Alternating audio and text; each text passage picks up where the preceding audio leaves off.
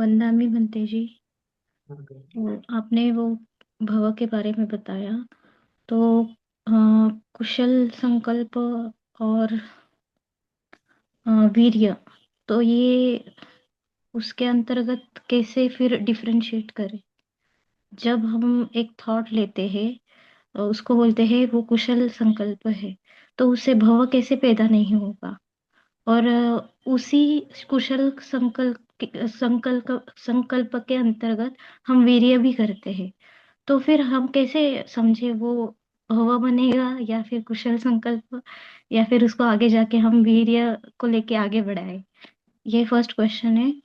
और second question मेरा ये है कि जब देवलोक में, ब्रह्मलोक में कोई मतलब जन्म लेता है, तो उनकी संज्ञा होती है क्या? बिकॉज आपने बताया ना कि कोई कोई बिना संज्ञा का भी पैदा होता है ब्रह्मलोक में। तो फिर उसकी दुर्गति होनी चाहिए, राइट? उसको संज्ञा नहीं है तो फिर सारे देवलोक वाले, सारे ब्रह्मलोक वाले सुगति, मतलब उनको चार फ्रूट्स ऑफ नोबेल पाथ मिलते हैं कि नहीं? ये मेरा सेकंड क्वेश्चन। हम्म। तो बेसिकली जो संज्ञा मतलब क्या है कि संज्ञा के आधार पे ही तो हम इस जगत को समझ रहे हैं। और संज्ञा के आधार पर तो ही तृष्णा बन रही है, संज्ञा के आधार पर ही तो उपादान बन रहे हैं, संज्ञा के आधार पर ही तो भाव बन रहा है। भाव बनाने के पीछे कौन है? संज्ञा है ना, जो आपका परसेप्शन है। और जो देवता लोक में जो परसेप्शन होता है, वो हम एक एक ही देवता होता है जो असन्नी देवता बोला जाता है, उसको संज्ञा नहीं होती है। लेकिन जो अरूप ब्रह्मलोक है उसमें नैव संज्ञा ना संज्ञा मतलब थोड़ी सी संज्ञा होती है, उसको पता होता है कि हाँ मैं हूँ, है ना, उसको एग्जिस्टेंस का बोध होता है। और उसको मैं मेरा मान देता है, उतनी ही संज्ञा होती है बस। लेकिन इतनी भी संज्ञा होने से भी पुनर्भव होता है, इतनी भी संज्ञा होने से वो पुनर्भव के चक्कर में आ जाता है। क्योंकि वहां पे, जहां पे संज्ञा है वहां पे ईगो रहेगा, आय रहेगा, वेदना रहेगी। मतलब पूरा नाम रूप रहेगा, नाम रूप रहेगा इसका मतलब जीव है। जीव है इसका मतलब वो पुनः मरेगा, मरेगा इसका मतलब पुनः जन्म लेगा। कहीं पे भी ले सकता है, उसके कर्म खत्म हो जाने के बाद कहीं से भी जन्म ले सकता है। तो बेसिकली देवता लोक में जाने के लिए ध्यान की आवश्यकता है। लेकिन भगवान जी ने ध्यान और सम्यक समाधि, समाधि और सम्यक समाधि में भेद किया है। मिथ्या समाधि भी बोला है, सम्यक समाधि भी बोला है। और साधारण समाधि भी होती है। तीन प्रकार की समाधि होती है। तो सम्यक समाधि मतलब जो निर्वाण की अवस्था है। साधारण समाधि मतलब कि जो ब्रह्म लोक में जाने की अवस्था है। और जो मिथ्या समाधि है मतलब वो अकुशल कर्मों में जाने की आवश्यकता है। ये है। दूसरी ये है कि हमारे जो वीर्य संकल्प संकल्प जो हम भाव बनाते हैं उसके पीछे कि हाँ ये भाव साकार हो जाए, ऐसा संकल्प करते हैं, उसके लिए काम करते हैं। तो पराभव सूत्र में बताया कि भाव साकार क्यों नहीं होता, क्यों नहीं होता, संकल्प हमारा पूरा क्यों नहीं होता? क्योंकि हमारे अकुशल कर्म ज्यादा है। अगर आप किसी चीज की कामना कर रहे हो और उसके लिए प्रयत्न भी कर रहे हो, लेकिन साकार नहीं हो रहा है, सक्सेसफुल नहीं हो रहा है, सक्सेस नहीं मिल रहा है, इसका मतलब क्या है कि आपके पुण्य कर्म कम है। अगर पुण्य कर्म बढ़ाएंगे बढ़ाएंगे बढ़ाएंगे तो जो चीज आप चाहते हो वो आपको मिल जाएगी। पुण्य कर्म कम है तो कितना भी चाहेंगे तो नहीं मिल पाए। चाहत का मतलब क्या है? वहां पे संज्ञा भी है, वहां पे मतलब जो संकल्प है, संकल्प में भी मिथ्या संकल्प भी होते हैं, सम्यक संकल्प भी होते हैं, और साधारण संकल्प भी होते हैं। साधारण संकल्प है तो लोकीय संकल्प बोला जाता है जनरली उनको। तो लोकीय संकल्प है तो लोक में चाह करेंगे, इस लोक में उत्पन्न हो, उस लोक में हो। सम्यक संकल्प का मतलब क्या है कि लोक से परे हो जाना, दुख से मुक्त हो जाना। और मिथ्या संकल्प क्या मतलब कि राग द्वेष के मोह के कारण आपने कुछ कहा कि इसका बदला लूंगा, उसका ये करूंगा, उसका वो करूंगा।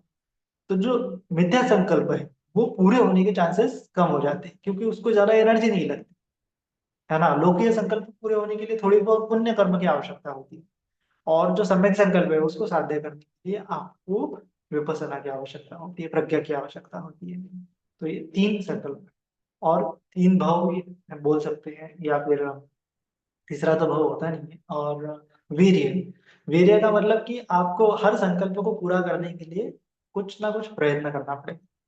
लेकिन प्रयत्न सफल होगा नहीं होगा ये पुण्य कर्म पर डिपेंड। प्रयत्न तो करना पड़ेगा मिथ्या संकल्प करने के लिए भी। साधारण लोकीय संकल्प करने के लिए भी, पूरा करने के लिए भी, और सम्यक पूरा करने के लिए भी वीर्य तो लगाना पड़ेगा। लेकिन वीर्य लगाने के बाद वो होता है नहीं होता है, इसके पीछे आपकी पारमिता आवश्यक होती है, पुण्य कर्म की आवश्यकता होती है। बंटी जी, मेरा प्रश्न ये है कि जैसे मेरा एक संकल्प है इस साल का, कि जैसे पिछले साल मेरा कठिन जीवनदान के बाद से 1 महीना तक लगभग उपोषण धारण करके मेरा ये संकल्प था कि मेरे को बोध गया जाके संत के सानिध्य में पूजा सत्कार करने का भाग्य मिले। और ये मैंने पूरा दानशील भावना करते हुए ऐसा पूर्ण भी हुआ ये वाला।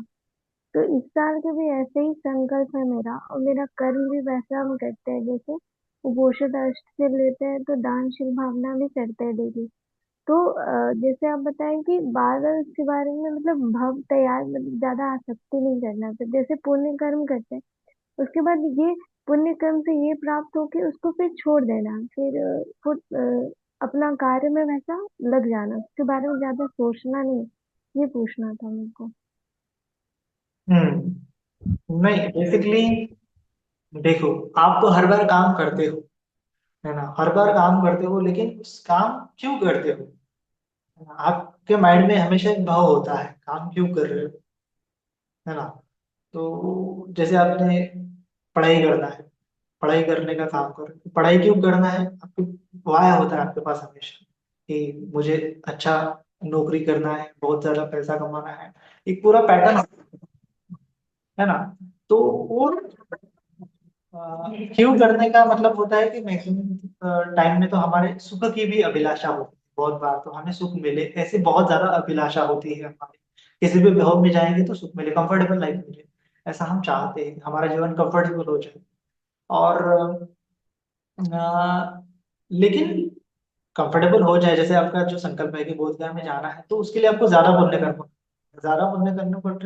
करना पड़ेगा। मतलब क्या है कि हर पुण्य कर्म करते वक्त आपको ये करना पड़ेगा कि मुझे बोधगया जाना है, हर पुण्य कर्म करते वक्त आपको ख्याल रखना पड़ेगा कि मुझे बोधगया जाना है, कि इस हेतु के लिए मैं पुण्य कर्म कर रहा हूँ, बोधगया जाने के हेतु के लिए मैं पुण्य कर्म कर रहा हूँ।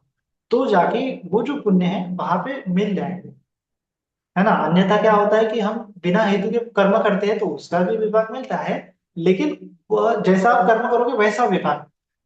लेकिन अगर आपने हेतु के साथ कर्म किया कि मुझे बोध गया जाने हैं, इस हेतु से मैं ये पुण्य कर्म कर रहा हूँ, या फिर ये जो इदम में पुण्य, ये पुण्य के प्रताप से मुझे बोध गया जाने का चांस मिले, है ना, ये मैं पुण्य कर्म कर रहा हूँ, किसी को भोजन दे रहा हूँ, इस पुण्य के प्रताप से मुझे बोध गया जाने का चांस मिले, तो जाके वो पुण्य कर्म उस काम करने के लिए, पूरा करने के लिए सहायक ठहरते हैं, है ना। तो इसीलिए मैनिफेस्टेशन में बोला जाता है कि आप बार बार उसको कल्पना करो, लेकिन बुद्धिज्म में कहा जाता है कि पुण्य, हेतु से पुण्य करो, जो हेतु आपको साध्य करना है, जो संकल्प आपको साध्य करना है, उस संकल्प के साथ पुण्य कर्म करो, है ना। इस हेतु से मैंने ये आज दान किया, इस पुण्य के प्रताप से मुझे सुगति मिले, ये दान पुण्य किया है, इस पुण्य के प्रताप से मुझे निर्वाण मिले, इस दान पुण्य के प्रताप से मुझे सुरतापन्न अवस्था मिले, इस दान पुण्य के प्रताप से मुझे देवता लोक में जन्म मिले, इस दान पुण्य के प्रताप से मुझे। तो जितना आप ईगरली पुण्य कर्म करते रहोगे, उतना जल्दी जल्दी आपका भाव साकार होगा, जितना आप कैजुअली करोगे वो दूर ही रहेगा। लेकिन नजदीक जल्दी साकार करने के लिए आपको बहुत ईगरली, बहुत ज्यादा हेतु और प्रत्यय के साथ कर्म करने पड़ेंगे। जितने ज्यादा हेतु पूर्वक कर्म कर्म करोगे, उतने ज्यादा साकार हो, है ना। तो इसीलिए बोला जाता है ना, मतलब वो भक्ति करो बोला जाता है आपको बहुत बार। तो भक्ति आपके हेतु की करनी है, उस किस हेतु, या फिर आपके कर्म की करनी है। श्रद्धा आप पे रखना है कि हाँ, ये मेरा बहुत साकार होगा इस पुण्य कर्म से, तो आपके कर्म के ऊपर भक्ति करनी है, कि मतलब लीन हो जाओ, बोलते हैं ना, लीन हो जाओ, मतलब ये एक ही हेतु रखो, एक ही हेतु रखो, कर्मों को पाने का हेतु रखो, किसी चीज को पाने का, सॉरी, किसी भाव को पाने की कोई हेतु रखो, बार बार हेतु रखो, और उस हेतु से कर्म करते जाओ। तो इसका मतलब आपने कर्म की, भाव का क्या करने लगे, भक्ति करने लगे, भाव से ही भक्ति आ गया होगा शायद से, ऐसा कुछ तो भी। और भाव भाव आपके माइंड में है कि हाँ मुझे ऐसा होना है, इसलिए मैं पुण्य कर्म कर रहा हूँ।